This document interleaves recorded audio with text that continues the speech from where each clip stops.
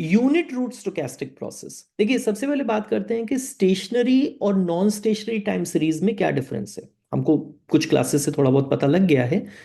एक बात तो ये है कि जो स्टेशनरी टाइम सीरीज है that will oscillate around mean, वो मीन से बहुत दूर नहीं जाएगी वो stationary time series. Non stationary time series में कोई कांस्टेंट मीन नहीं है। फिर जो स्टेशनरी टाइम सीरीज है उसमें जो वेरिएंस है वो भी बहुत ज्यादा ग्रो नहीं करेगा। It will not spread out, it doesn't grow over time. यहां पे it the variance also grows over time.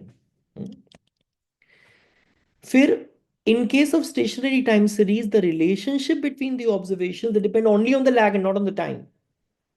लेकिन यहां पे in case of non-stationary time series, random shocks can permanently affect the time series. ऐसा हो सकता है, right? Random shocks can permanently affect it. कि because of random shocks, the time series is going up or down. हो सकता है, that is completely possible. हमने इस तरीके की टाइम सीरीज हमने पहले भी देखी थी, Y T equals to Y T minus one plus epsilon T, where epsilon is a random shock, Y T minus one is the lag of the variable Y.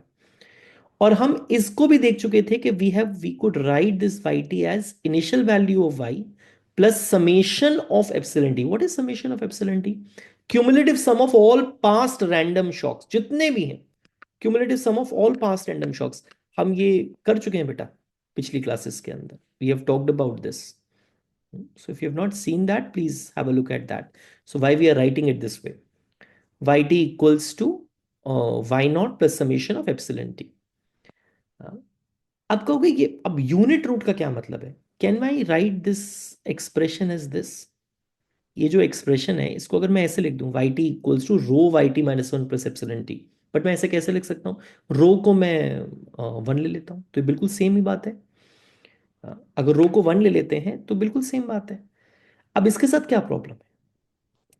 This could be written as like this, Y T equals to Y naught plus epsilon T. ठीक है, क्या ये mean की तरफ revert कर रहा है? ये मीन की तरफ कोई रिवर्ट नहीं कर रहा। कोई रिस्टोरिंग फोर्स नहीं है, कोई नेगेटिव फीडबैक नहीं है कि the the series is going to revert back to its mean. नहीं आ रहा है इसमें मीन की तरफ, ये वाई नॉट की तरफ, Y naught was the mean.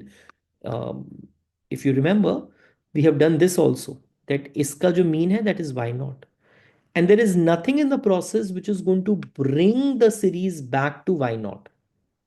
ठीक है, लेकिन अगर मैं इसी प्रोसेस को ऐसे लिखता हूं, Y T is equal to rho of Y T minus one plus, given the fact कि जो मॉडुलस ऑफ रो है that is less than one.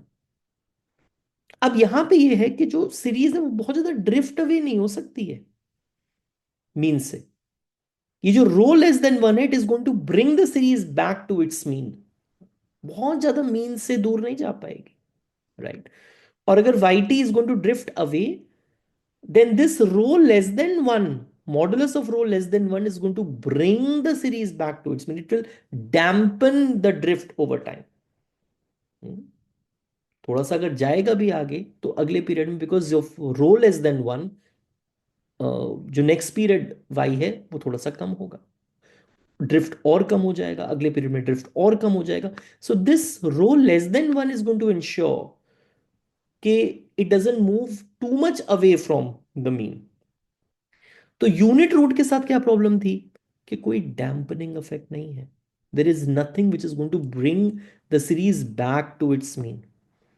कोई और इनफैक्ट आप ये देख सकते हो, ये जो वाई टी है that is also including sum of all the random errors, सारे के सारे सम हो रहे हैं। कोई और ये एड ऑन हुए चले जा रहे हैं, ये डिमिनिश नहीं हो रहे। तो ये मीन की तरफ कैसे वापस आ जाएगा? How it will come back to its mean?